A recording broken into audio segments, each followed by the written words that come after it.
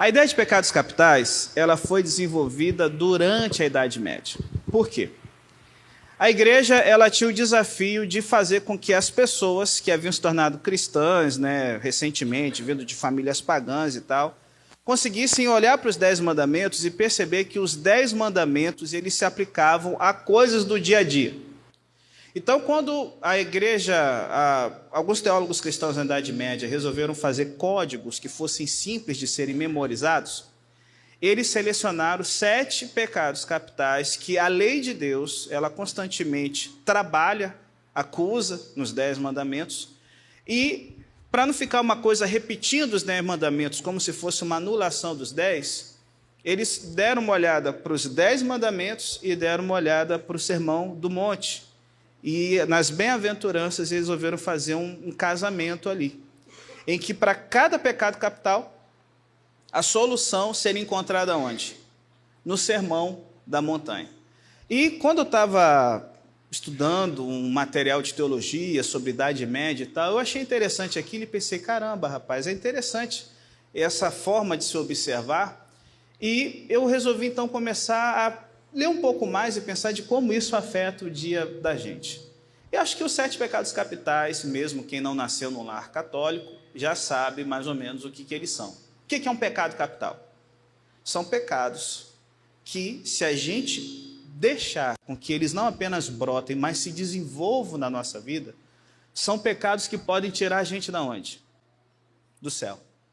São pecados que revelam de que a nossa natureza, ela não está em conformidade com a nova vida que Cristo deseja desenvolver dentro da gente. E são pecados que, quando a gente pensa neles, eles não apenas trazem dor e sofrimento para quem os pratica ou os desenvolve, mas trazem dor e sofrimento para as pessoas que vivem na sua família, vivem na sua comunidade, e alguns desses a gente vai ver aqui, são os responsáveis pela maior parte do mal, da dor e do sofrimento que a humanidade tem que enfrentar durante toda a sua história. Então, quando eu fiquei olhando ali, pensando na listagem, a primeira vez assim, que eu tive essa curiosidade foi um filme muito antigo, Cara, não sei quem já viu, Seven, os 7 pecados capitais, em que você tinha um criminoso que ele queria reproduzir certos pecados capitais em suas vítimas para passar uma mensagem para a sociedade que ele vivia na época. É um filme assim, que é de violência, policial e tal. E eu fiquei pensando aquilo e falei assim, rapaz, um conceito cristão da Idade Média ficou tão arraigado que dá para virar roteiro de filme. Ele fica tão arraigado que a gente, muitas vezes, mesmo que não é muito religioso, se pega vendo, opa, peraí, isso aqui não é o certo. Por exemplo, ira. Quem aqui gosta de ficar irado? Quem aqui gosta de conviver com pessoas iradas? Se você vê uma pessoa irada, vem o quê? Um desconforto, você percebe que aquilo ali não é o certo. E aí, dando uma olhada na relação dos pecados, 3 deles, eles são pecados que são o fruto de todas as outras coisas ruins que vão brotando na vida da gente. São pecados de natureza. 4 são pecados de prática do dia a dia que afetam os relacionamentos. E o primeiro é o pecado da soberba e do orgulho, que eu acredito que vários de vocês têm. Para falar a verdade, todos. Só que muitas vezes a gente é orgulhoso demais para admitir isso. Deixa eu te perguntar, quem aqui se considera uma pessoa orgulhosa ou soberba? Eu sou orgulhoso e sou soberbo. Por quê?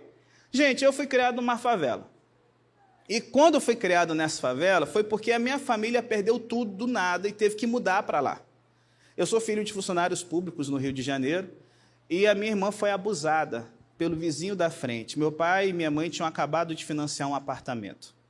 Aquilo mexeu tanto com a família da gente que eles venderam o apartamento e pensa, na época do Collor, hiperinflação, o dinheiro deles já foi corroído no primeiro mês e no desespero da gente poder ter paz, eles compraram terreno no final da favela, na beira da favela com o bairro, e, cara, levantou a casa com tijolo e a gente foi morar lá do jeito que estava. Então, assim, eu era uma criança que, do nada, saí de um apartamento, do conforto, da segurança, que a gente achava que teria, para agora estar morando numa casa com cerca, com rua de lama, só no tijolo. E aquilo fez uma bagunça na vida da gente, porque meu pai saiu da igreja. Saiu da igreja, começou a encher a cara, virou alcoólatra. Quando ele chegava em casa, cara, ele chegava bêbado. Muitas vezes eu era o foco das surras e das frustrações dele. Eu era o filho mais velho, a minha irmã tinha 3 quando foi abusada. Eu consegui fugir, eu tinha 5. Só que assim, eu não sei o que deu na cabeça dele. Eu devia ter ficado lá para defender, eu não sei o que foi. Mas durante muito tempo, na minha infância, eu fui crescendo com a frustração do meu pai. De palavras difíceis, dele me xingando, dele me batendo. Eu não sei se você teve uma infância assim. Eu coloquei uma coisa no meu coração. Eu não ia deixar a palavra do meu pai ser a última palavra na minha vida. Eu ia dar um jeito de dar certo, de vencer. E na década de 90, numa favela, só havia um caminho para você vencer e dar certo. Que caminho era esse? A educação. Então, gente, eu botei no meu coração que eu ia ser o melhor aluno da classe. Que eu ia aprender, que eu ia ter curiosidade, que eu ia estudar, que se eu pudesse aprender outro idioma, eu ia aprender, e aquela coisa toda. Olha, eu nunca fiquei em recuperação. A única vez que eu perdi uma prova foi uma prova do mestrado em teologia da PUC, que eu tinha sofrido um acidente. Eu não tinha...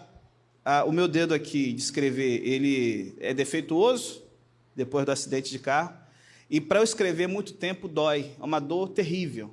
Então eu sabia as respostas, mas tinha que escrever 2, 3 páginas para cada questão, tive que resumir, tomei pau. Então assim, eu sou uma pessoa orgulhosa na parte de educação.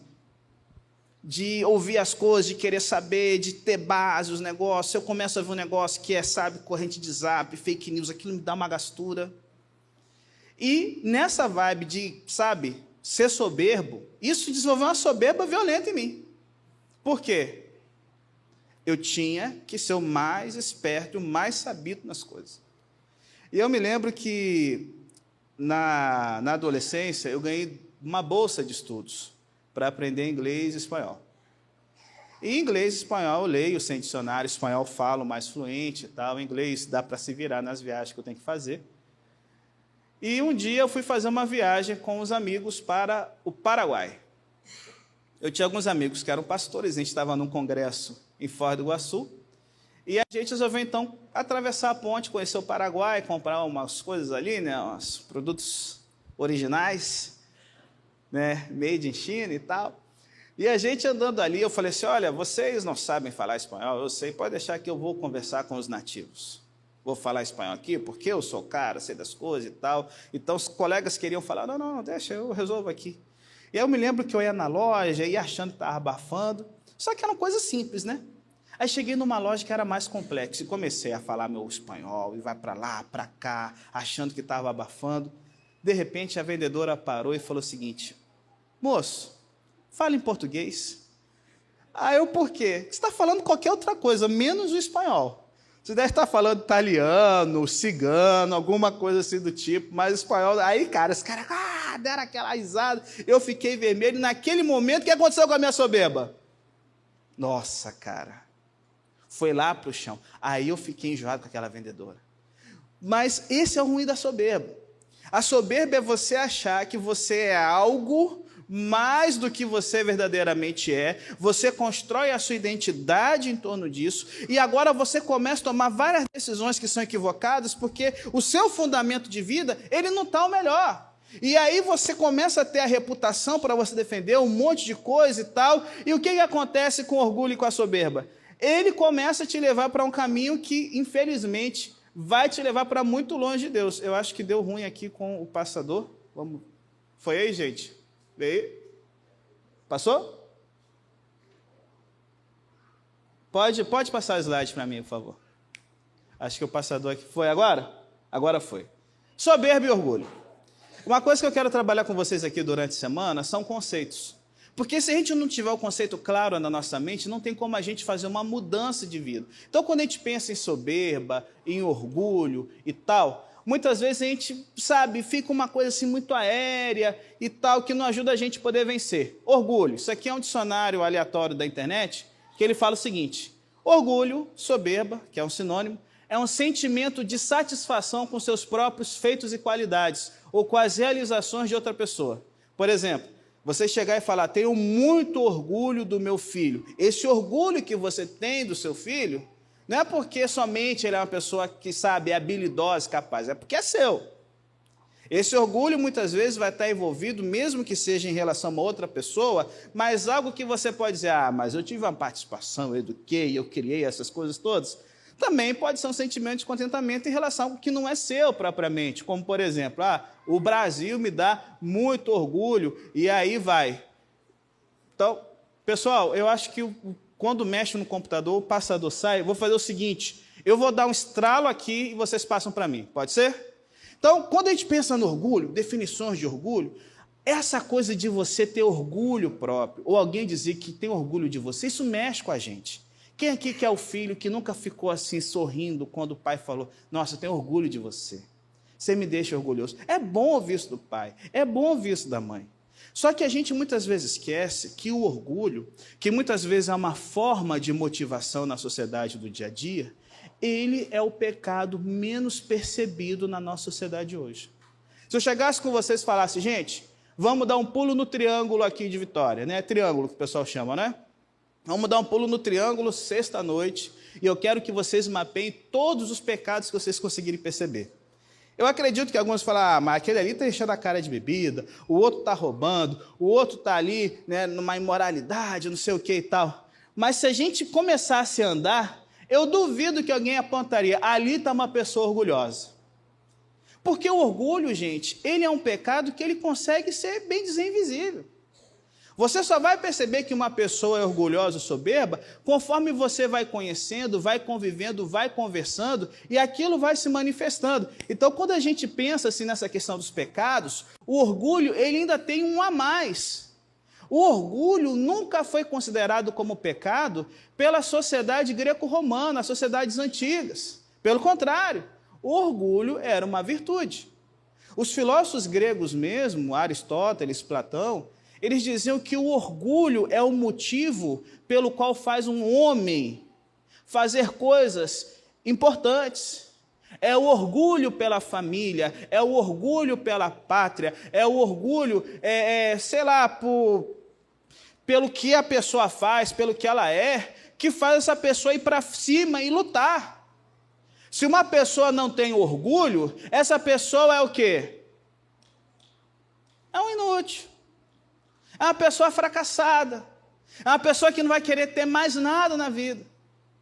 E aí, até o Novo Testamento ser composto e Jesus aparecer pregando o Evangelho, o orgulho era uma virtude que os pais cultivavam nos filhos. O orgulho era algo visto como algo importante para a nação. E aí vem o Novo Testamento e inverte as coisas. Tanto é que quando a gente pensa na palavra orgulho, que personagem vem na mente da gente? Abra aí Isaías 14. Quero ler aqui um trecho da Bíblia com você. Isaías 14, a gente vê o porquê que Deus se preocupa tanto com o orgulho. Isaías 14, verso 12, 13 e 14. Você encontrou aí? Aqui em Isaías 14, o profeta ele está comparando o rei da Babilônia com Lúcifer, o originador do pecado e do mal. E aqui, Isaías 14, verso 12, 13 e 14, o profeta fala o seguinte. Encontrou aí? Veja como você caiu do céu, ó estrela da manhã, filho da alva. Veja como você foi lançado por terra, você que debilitava as nações. Você pensava assim, subirei ao céu, exaltarei o meu trono acima das estrelas e me assentarei no monte da congregação, nas extremidades do norte. Subirei acima das mais altas nuvens e serei semelhante ao Altíssimo. Quando a gente pensa em como o pecado ele entra na história do universo, ele não entra com a árvore da conhecimento lá, da ciência do bem e do mal.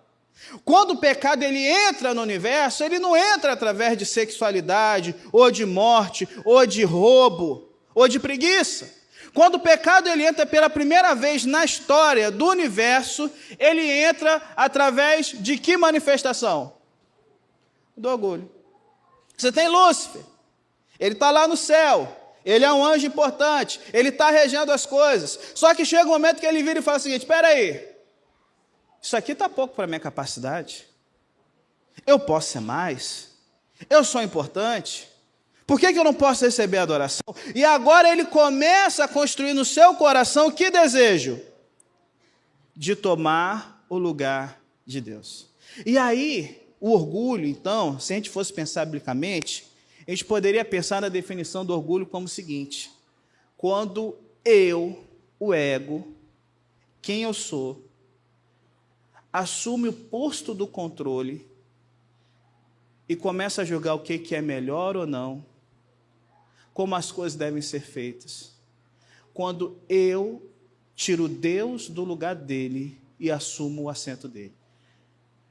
O quantas vezes o termo eu e meu aparece aqui em Isaías? Várias vezes. E aí, quando a gente começa a pensar no orgulho, eu queria que você pensasse em todas as idiotices e bobagens que você já fez. Está lá o orgulho por trás. Está lá esse sentimento. Você saiu com os colegas depois da faculdade. Vamos ali fazer um lanche. Aí você está lá. E aí, cara, não tem problema nenhum. Você está com seus colegas de faculdade, você está ali e tal. Aí, de repente, vamos beber. Aí um pede uma cerveja, outro pede um chopp e tal, e você está lá. Aí você pede o quê? Um H2O. Um suco de laranja. Aí já vira piada.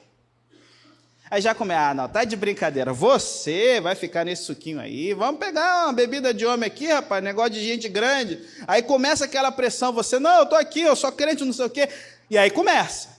E aí, para te fazer tomar uma decisão, começa a mexer no quê? Na sua identidade. Você não é homem, não. Você não é crescido, não. Você não tem coragem, não. E aí, o que a gente faz? Eu bebo junto. Quantas vezes a gente entra numa confusão, numa briga, porque o nosso orgulho foi ferido? Gente, a igreja, potencialmente, é a coisa mais fácil de altas confusões e inimizades surgirem.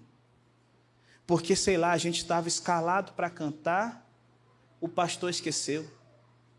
Aí já começa o que ali dentro?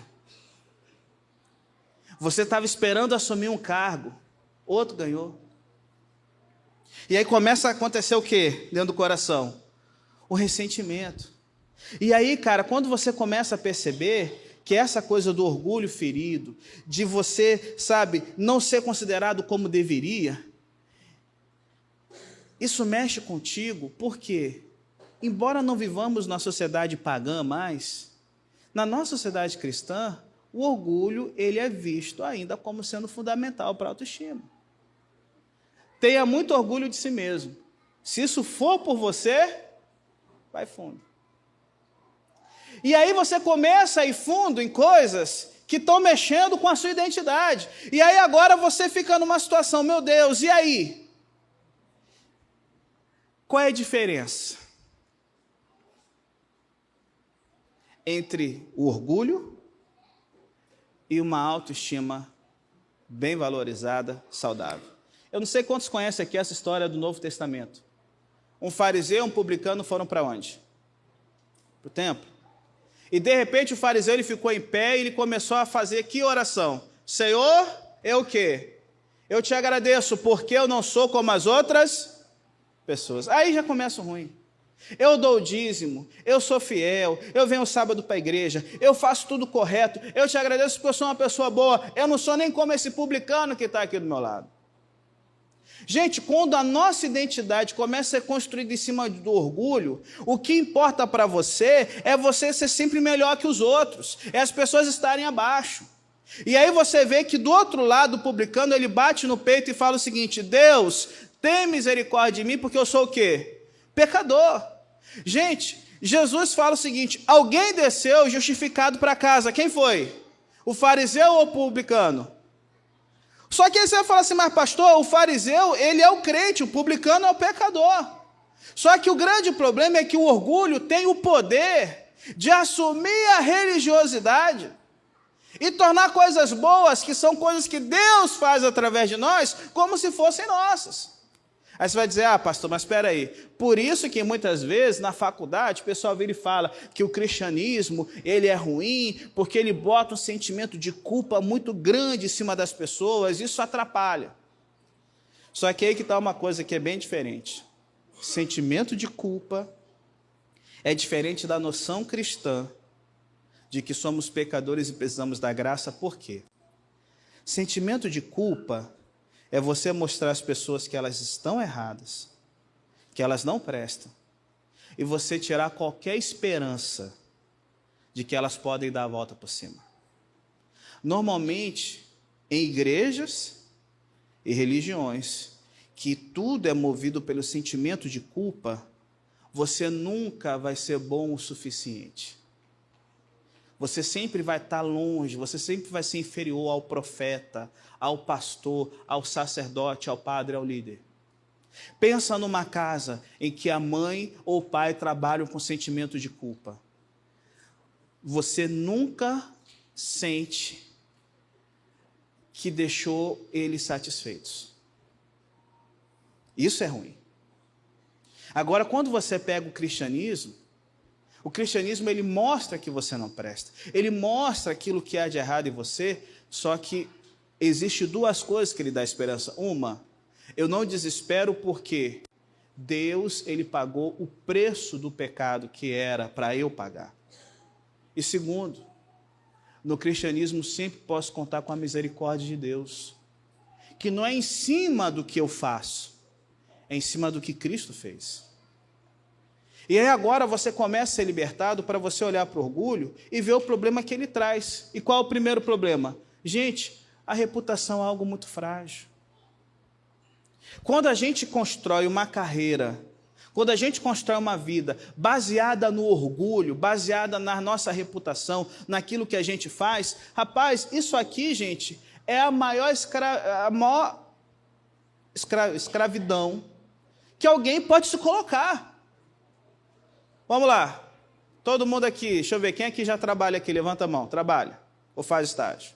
Beleza. Você vai tirar 10 em tudo? É todo dia que seu patrão vai te elogiar? É todo dia que o pessoal ao seu redor vai te parabenizar, vai te agradecer? Não. Você não vai tirar 10 em tudo, você não vai mandar bem sempre, você não vai acertar sempre. Vai ter momentos que você vai falhar. Vai ter momentos que vai dar ruim. E aí, se você agora começa a construir a sua carreira somente em cima da sua reputação, o que acontece no dia em que você falha? O que acontece no dia em que você perde? E a gente esquece, gente, que a nossa reputação para ela ir para o saco é a coisa mais fácil possível. Vou dar um exemplo para aqui, eu sei que é advogado. Advogado precisa de ter uma boa reputação? Sim. Aí basta um dia ver um processo, ela está de TPM, ela está de cabeça cheia, alguma coisa aconteceu, ela não prestou atenção. E a empresa vai e perde o processo. E é um processo milionário. O que aconteceu com a carreira dela? Simon é assessor, né, Simon? Aí está lá, assessor parlamentar, aquela doideira, vamos lá, Rudinei, pá, não sei o quê. Aí ele foi e postou um negócio na rede social dele, que foi diametralmente contra os valores dos eleitores do Rudinei. O que aconteceu com o Simon? Acabou a carreira. Você é farmacêutico, a vida inteira atendendo as pessoas, tudo certinho. Pegou o remédio errado. Médico. O que aconteceu?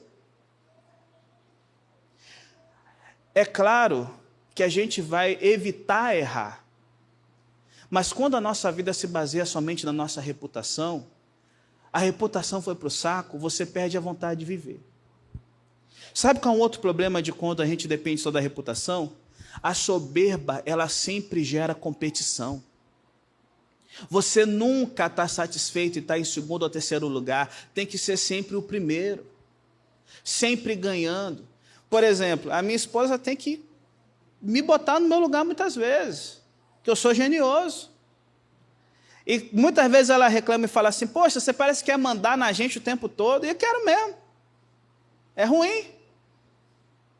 Ela tem que botar no lugar. Por quê? Competição. Você está sempre ali. Aí é o camarada que vai jogar, e não consegue jogar um FIFA com os amigos. Porque se perde, ele fica agoniado. É a pessoa que não consegue ali, sabe? Vamos sair, vamos ter as Olimpíadas.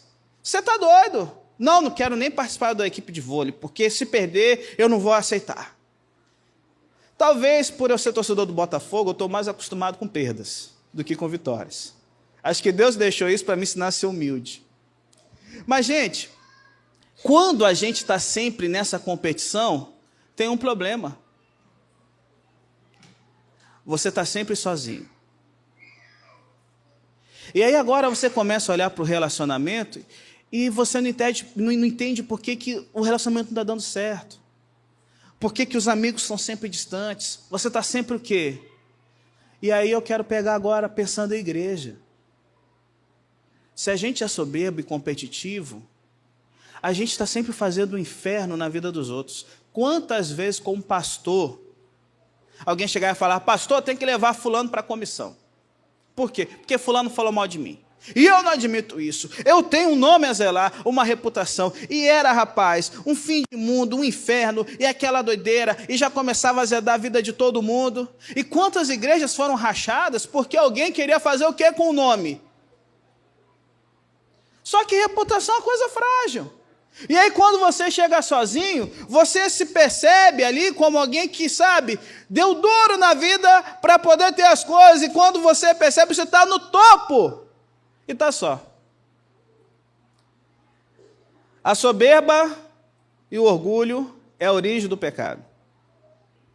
A maior parte dos pecados começam nisso. Não é à toa que para vencer a soberba, Deus ele faz 4 coisas e a gente aqui encerra o sermão. Primeiro, batismo. Quem aqui já foi batizado sabe que tem uma coisa interessante no rito cristão. Deixa eu ver aqui, eu precisava de alguém que fosse leve para me ajudar aqui. Vem cá. Já passaram pelo batismo, né? Você segura aqui. Vamos lá. O que acontece no rito do batismo? Seu nome é? Helena. Helena desceu. Helena está sendo o quê? No rito do batismo? Morta. Enterrou a Helena. Quando a Helena levanta, ela levanta como? Na nova vida, só que não é mais Helena. Ela carrega o nome de cristã. Essa é a dinâmica do batismo. Valeu, Helena, muito obrigado. A dinâmica do batismo é o seguinte: quando você batizou, sua reputação, tudo que você lutou para construir, seu nome foi enterrado. Tanto é que Paulo vai falar em Filipenses que agora ele não se importa com o que ele era antes de se tornar cristão, mas ele só tem uma missão na vida, é conhecer Cristo e o seu poder. Gente, isso liberta. Porque agora quando você levanta do batismo, alguém chega e fala, Dijane não manda tão bem assim não. Dijane está livre. Porque ela não tem mais aquele nome dela. Ela é cristã. Quando alguém chega e fala, rapaz, olha, você tem que ser melhor, não sei o quê, você tem que zelar pelo seu nome. Eu estou zelando pelo meu nome. E qual é o seu nome agora? Meu nome é cristão. Você assumiu uma outra identidade. E quando você assume essa outra identidade, ela te ajuda a vencer a soberba, porque ela agora começa a mudar a forma como você se relaciona com as pessoas, como você se relaciona com as coisas, porque na bem-aventurança, Jesus fala o seguinte em Mateus 5, verso 3. Bem-aventurados os pobres, porque deles é o reino. Gente, a palavra humilde aparece em outras versões, ou em Lucas, e ela parece cheia de dedos, porque humilde, na época que o Novo Testamento foi escrito, era como que se fosse um palavrão, uma ofensa. Os humildes eram os pobres, os humildes eram os escravos, os humildes eram os derrotados, os humildes eram os fracassados. Tanto é que quando alguém passa por uma situação difícil, ela fala, eu fui humilhado, porque a palavra humilde significa tá no pó. Está no chão, você foi derrotado. E agora Jesus ele vira e fala o seguinte, bem-aventurados aqueles que deixaram de tentar seu primeiro lugar em tudo, de ganhar em tudo, de construir uma reputação, bem-aventurados aqueles que estão derrotados no pó. Por quê? Opa, pera aí. Como assim, Deus? E aí você começa a entender qual o conceito de humildade que está. No dicionário, humildade é ser modesto, simples, simplicidade, consciência de suas limitações. A humildade bíblica não é ser feito de capacho. Isso não é humildade. Por exemplo, cadê aqui? Esse aqui é da orquestra, toca muito bem. Seu nome é? Aí eu chego assim, Gustavo, cara, você toca bem pra caramba. Não, pastor, eu toco não, eu sou um lixo, eu sou fraco. Isso é humildade? Mas vocês às vezes fazem isso. Não sabe lidar com o elogio. O que seria humildade da parte do Gustavo? Ô, pastor, obrigado, realmente toco bem. E olha, eu ensaio, me aprimoro e ainda não estou tocando o que eu poderia tocar. Eu toco bem, beleza. Ele aceita, ele sabe que ele toca bem. Qual é a sua área do dia a dia, Gustavo? Vendas. Aí eu chego e falo assim, nossa, você fala inglês, Gustavo? Estou começando a melhorar. Tá aprendendo? É. Aí eu chego e falo assim, olha, gente, aqui na igreja, quem quiser aula de inglês é com o Gustavo. Aí o que o Gustavo faz? Não, pastor, peraí. Não é minha praia. Eu estou aprendendo, eu estou crescendo. Humildade é você saber o seu potencial e aquilo que você não é. Quando Jesus vira e fala o seguinte, bem-aventurados os humildes, porque esses humildes, eles entenderam o que eles são e o que eles não são. E o que eles são agora parte em cima de uma identidade que eles estão construindo em Cristo, em Deus. E quando você pensa em Jesus, olha que coisa. Gente, imagina o choque que foi para os judeus ouvindo isso aqui, Jesus dizendo, eu sou o quê? Manso e humilde de...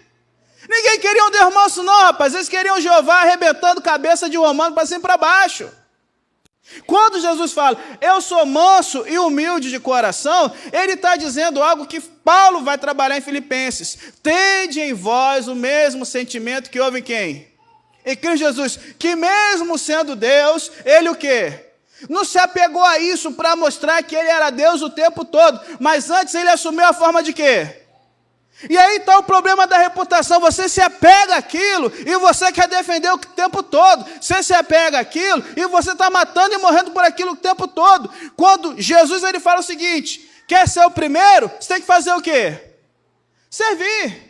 Eu sou manso e humilde. Por que Jesus era humilde? Porque, gente, ele não chegou, sabe, numa nave espacial que desceu ali em Jerusalém, no templo, e falou, olha, curvem-se diante de mim, seus vermes, eu sou o Salvador do mundo, com raio laser e tudo mais.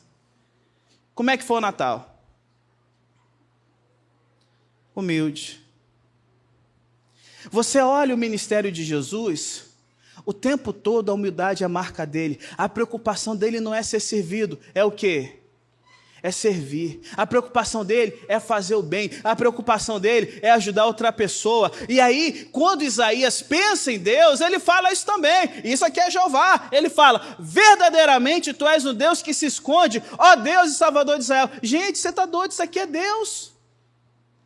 Você é cristão, não é? Porque você já viu Deus? Se eu te perguntasse uma prova concreta de que Deus existe, nenhum de vocês conseguiria dar. Porque Deus se esconde. Rapaz, imagina que Pablo Marçal fosse Deus.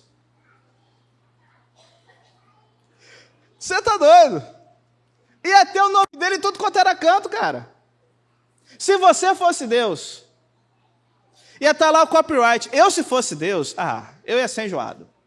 Todo mundo ia saber. Ia ter, é claro que essa é uma cara mais bonita, mas ia ter rosto em tudo. Rapaz, as pessoas, nenhum momento iam respirar sem saber que me deviam algo.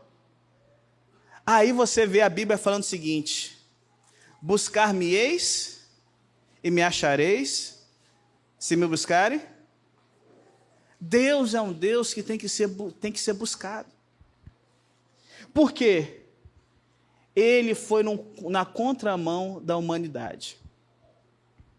A humanidade quer coisas palpáveis, quer coisas concretas. E quando você pensa num ídolo, quer um ídolo que seja a sua imagem e semelhança.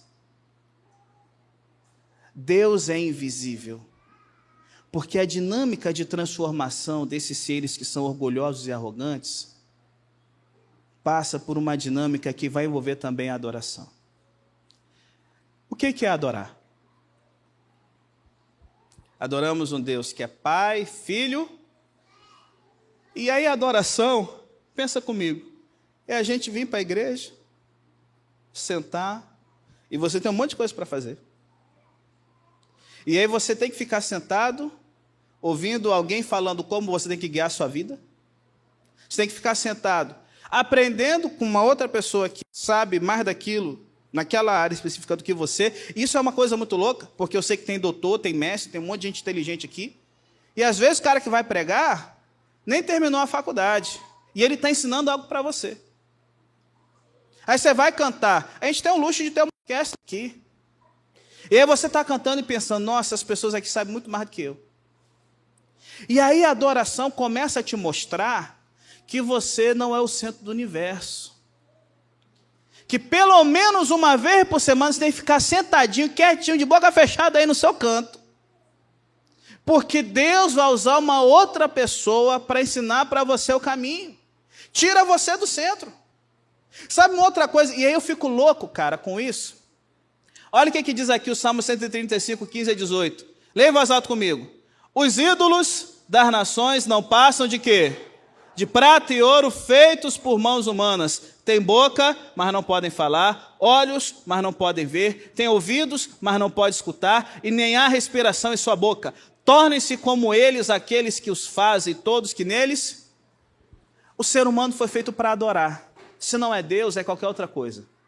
Só que a falsa adoração fecha a nossa boca. A falsa adoração fecha os nossos olhos. A falsa adoração fecha os nossos ouvidos. Se a gente não está adorando Deus verdadeiro, da forma verdadeira, a boca começa a ficar fechada. E aí por isso a adoração é importante. Sabe por quê? Rapaz, eu fico agoniado com isso. Dá para ver a soberba, o nível de soberba na hora do louvor. Parece ter um concreto armado na boca. Sabe o hino e não abre a boca para cantar. Por quê? Está frustrado com Deus? Às vezes está muito soberbo, pensando, isso aqui nem consigo ver. Eu sei lá o que aconteceu. Mas esse coração que está pesado, não consegue louvar, porque quando você vai louvar, você está dizendo que existe alguém maior que você. Existe alguém que bota você no bolso, e essa pessoa que é poderosa é boa. E aí você pode, mas eu não conheço essa música e tal. Mas, gente, se eu entendo que adorar é me ensinar a ficar no meu lugar, aprender a ser humilde é servir. E eu sirvo a Deus o quê? No louvor. Só que quando eu tenho qualquer outra coisa no lugar de Deus, eu não consigo abrir a boca para adorar, eu não consigo, com os olhos, perceber o que Deus está revelando na Escritura. Esse ouvido, ele é fechado para o clamor de ajuda. E aí você entende que a nossa sociedade ela vai tornando cada vez mais as pessoas uma ilha, em que tudo gira somente em torno da gente. Penúltima coisa, Deus usa a confissão. O que é a confissão? É uma vez por dia, você refletindo o que você fez. E na oração com Deus, confessar suas falhas e pedir perdão. Isso aqui é uma outra coisa que pessoas orgulhosas não conseguem fazer. Quando foi a última vez que você ajoelhou para orar e você falou, Deus, me perdoa, e repassou, sei lá, os 10 mandamentos? Me perdoa, Pai, porque eu tomei seu nome em vão. Me perdoa porque eu transgredi o sábado. Me perdoa porque eu vi com uma intenção impura uma outra pessoa. Sabe o que é comum como pastor ver as pessoas orando? Senhor, perdoa os meus pecados em nome de Jesus. Perdoa, que pecado? Mas orgulhoso demais, ou indiferente demais, para ter uma conversa sincera com Deus e falar assim, Deus, eu não sou isso tudo. Porque quando a gente fala, perdoa meus pecados, parece que o único pecado é a natureza pecaminosa. Mas não, ela está se manifestando de alguma forma.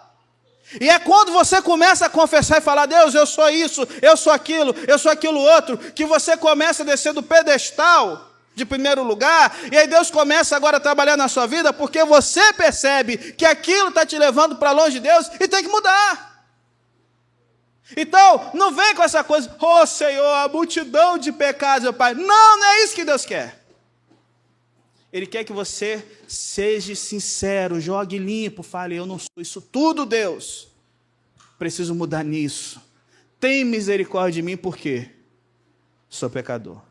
E eu encerro aqui. Caridade. A gente nunca viveu na nossa sociedade, na sociedade humana, tão bem, com tanta riqueza e tão confortavelmente.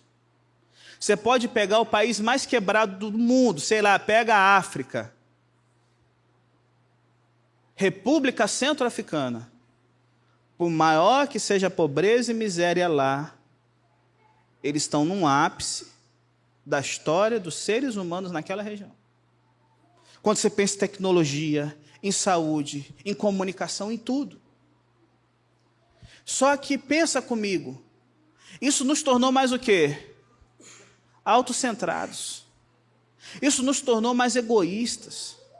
Isso tornou a gente mais indiferente para o sofrimento humano. E aí, quando você pensa em humildade, em caridade, é você pensar menos em você mesmo, é você aprender a servir outras pessoas, é fazer algo que normalmente estaria abaixo da sua posição, e isso ajuda você a esquecer de você mesmo.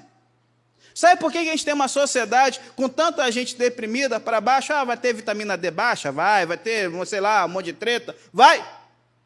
Mas é porque a gente está o tempo todo pensando só na gente. E aí eu penso, eu não tenho aquele salário que eu queria, eu não tenho aquele telefone que eu queria, eu não tenho aquele carro que eu queria, essa casa que eu tenho, meu Deus, a família. E aí chega o pessoal e fala, ei, vamos fazer aqui um Caleb aqui no Jardim da Penha, vamos. Aí você entra numa casa que aí você vê realmente alguém que tem problema. Só que o problema é que você só está vendo as dificuldades dos outros como espectador na televisão. Através de Zap, através de Instagram, de jornal, de não sei o quê. Só que isso não te traz empatia, te traz indiferença. Eu quero que você pense na guerra da Ucrânia, quando ela começou, ou Israel e Hamas. Quando houve, vou pegar Israel e Hamas mais recente. Teve lá o atentado terrorista, um monte de gente, crianças, judias mortas. Aquilo te deu o quê? Um embrulho. Só que você estava perto daquilo? Não. E o que começou a acontecer conforme os dias foram passando e vendo mais cena de violência? Tem que, vai lá, Israel, mete bomba mesmo. E aí agora você tem milhares de mortos. E aquilo mexe o que em você? Nada. E esse é o problema dessa sociedade midiática que a gente tem. A gente fala muito de injustiça e de sofrimento, mas não levanta o dedo para ajudar alguém. E aí agora, como é que Deus vai fazer uma mudança nessa vida, se você só está ali pensando que o seu carro, meu Deus, ele é o carro 2020, pai. Eu vou viajar, Senhor, para Búzios, eu queria tanto ir para Paris, cadê? Aí a sua vida vira o quê? Gente, quem dera, rapaz, pensa, eu vi a irmã falando da Rua da Lama. Imagina, você chega ali na Rua da Lama, irmã, e fala, vou dar uma viagem para Búzios, você está doido? Mas virou o quê? Uma bênção virou um mar de lágrimas. Porque só está pensando em você. A gente perdeu o potencial de sentir a dor do outro. A gente vai falar isso durante a semana. Mas eu encerro aqui. Uma vez um jornalista americano chegou em Madre Teresa. E vocês já sabem quem é Madre Teresa, né? Aquela mulher que ajudou os leprosos, os órfãos, na cidade de Calcutá, na Índia. E, cara, ela vivia pedindo dinheiro para empresário, para um monte de gente, para ajudar aquela galera pobre. E um dia um jornalista chegou, americano, e falou o seguinte, Madre Teresa, você não acha que o que você faz é um desserviço para a humanidade? Que todo o dinheiro que você concentra nessa pobretada danada, tira dinheiro que seria investido em pesquisa, em educação, em avanço tecnológico. Você nunca parou para pensar que o que você está fazendo não dá lucro? Aí ela virou e falou o seguinte, Deus não me chamou para dar lucro. Deus me chamou para ser fiel. E eu queria que você pensasse nisso. A vida inteira a gente está pensando que a nossa vida é só para dar lucro. Não. Deus chamou você para ser o quê? Fiel. tede em vós o mesmo sentimento que houve em Cristo. Mas pastor, o senhor falou que é orgulhoso. Falei, sou orgulhoso, um orgulhoso em recuperação. Soberbo em recuperação.